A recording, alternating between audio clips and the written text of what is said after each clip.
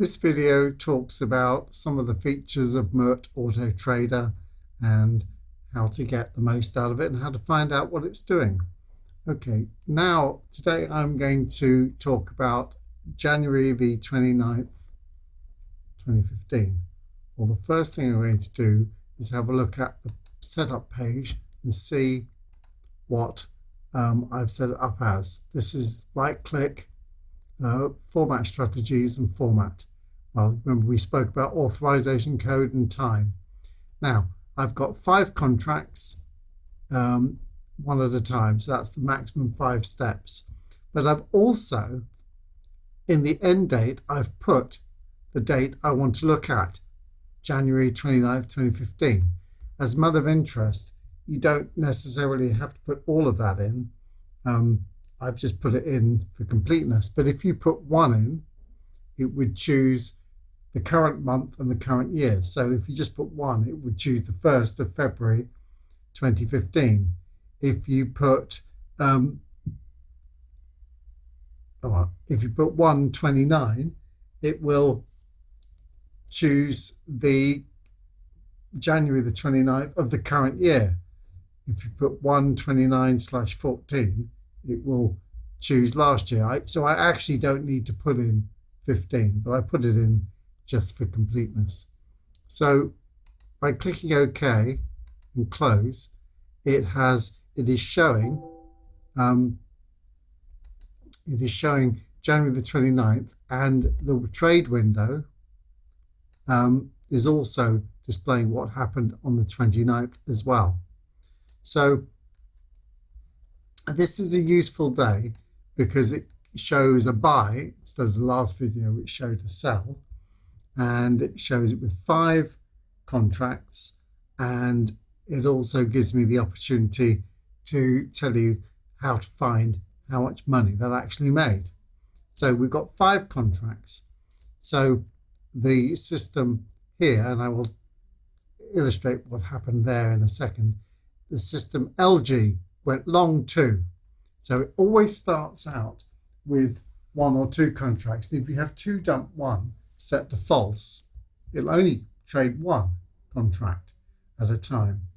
But 2 dump 1 should be set to true because that's the best results I've found with the system. So it enters 2 steps. Now remember, if you happen to have your parameter set to 1,200, it would enter 400 contracts at that point.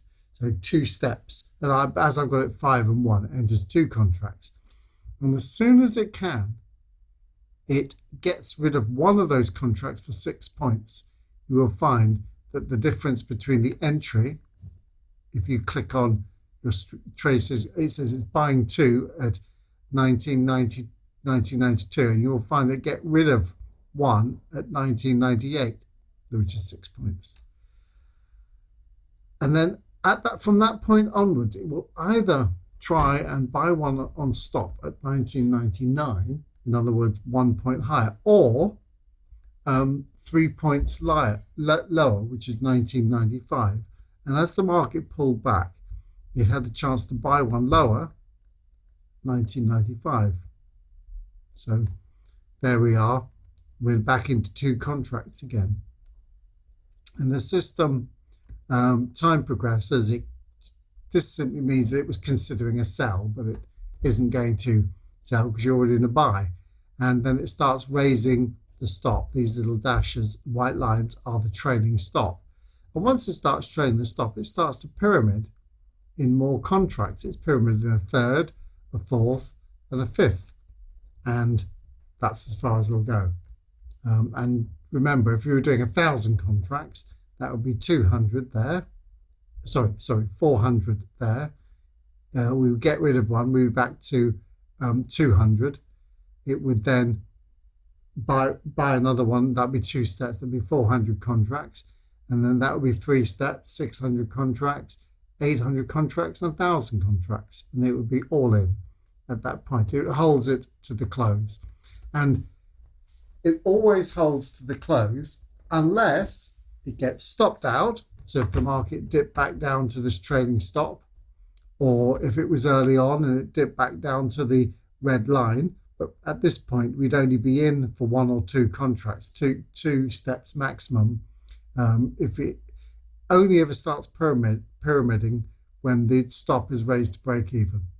It won't pyramid before. Or so, as I say, it'll always get out the close, or if we get stopped out. There is one exception to that, and that is a long bar. If the average true range of a bar is if the size of a bar is 3 times the average true range, so if you get some big up or down bar, it'll say this is some kind of stop closing exercise, and it will exit. It will use that bar to exit, and it will take an early exit, and hopefully for lots of points. The other situation is you'll see these lines stop at that time, which is about 18:10 my time, but it's a couple of hours after the open. It will not enter a position after that time. If it's not already in, that's it. It closes down for the day. It will only enter positions in that period there. But also, if the other alternative for it getting out is if it makes 20 points before that time, it will close the position and say, that's it. And I will show you some examples of that. And the other feature of the system is it's all about saving ticks, because there's plenty of slippage in the marketplace, and this system takes account of that. When you look at the statistics for how much it's made, and I'll better show you that now. View strategy performance report. If you see what that's saying is in the period of data loaded, and I've got data loaded from 1st of January to about the 6th of February, and it's made in that time $13,900. That's pretty good with 5 contracts. Remember that is 5 contracts. If I take it down to 2, that dropped to about $10,000. So it was a very good month. And you can look at the trade list here. And interestingly enough, if you look at the trade list, you can see that it enters with 2, 111, 111, and it only starts. There are very few days when it's gone up to 5 steps. If we look at the 29th, here we go. 29th is here. You can see that there's lots of entries.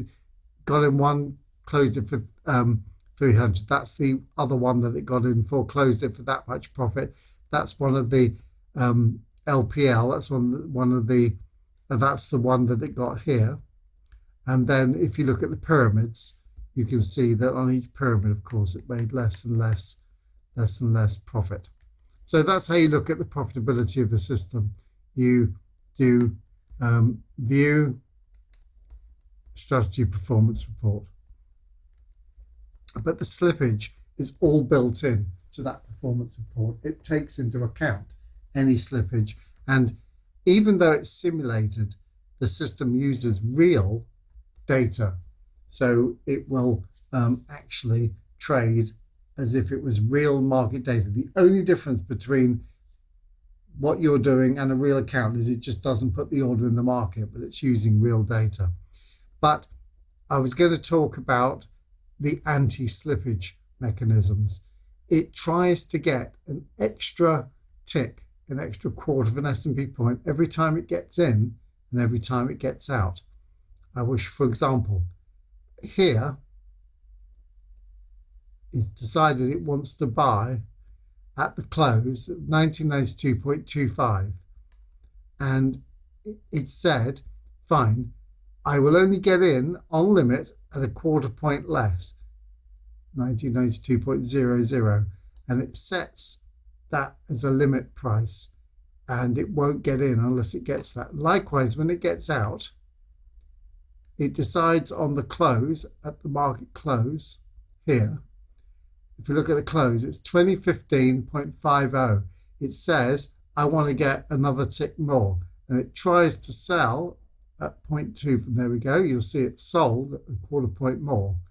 But at the close, it has a couple of safety mechanisms. It says, if I don't get it, I set a stop.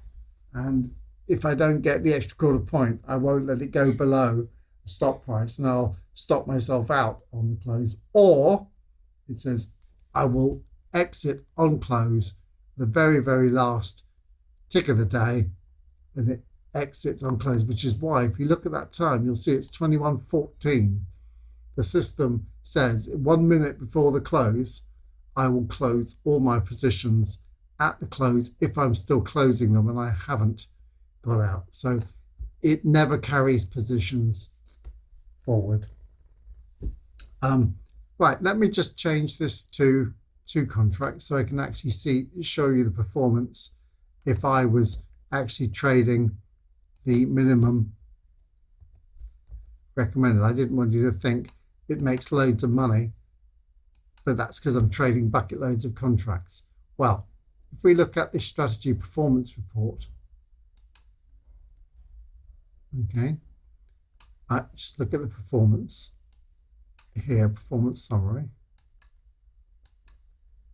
It's still made $9,312 in 1 month. My data goes from the 1st of January to about the 6th of February.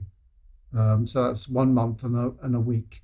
It made that much on 2 contracts. And interesting enough, you can see it's the law of diminishing returns. By adding more and more contracts, more and more steps, you see that we got about 13,000 with 5 contracts. So you can see that and if I went to 3, that would go up to about 10,500. I also just wanted to show you here on the 29th the effect of well, you see, first of all, there's no pyramiding. It just buys 2, drops 1, gets back into 1 at a lower price. LPL means it managed to get in 3 points lower. If it was LPLS, it would have meant the market would have kept going up and it didn't get a chance to get in lower, and it would have got in 1 point higher on stop as opposed to on limit. But here, I just wanted to show you what happens if it doesn't get its way. These 4 red bars mean that the system had probably decided to do a sell. Now, there are a number of reasons that it won't go ahead, but I suspect the reason is that if you look at the close here, the close is 1991.25. 1991.25. So the system would have said, I want to sell 1 tick higher. And if you look at that bar, it never got the opportunity to sell 1 tick higher. The highest tick was 1991.25. So 1991.5 never appeared. And it never appeared in any of those bars. And after 5 bars, it gives up. So, okay, you're just not getting in. So that's one way. That's all part of the slippage avoidance mechanism.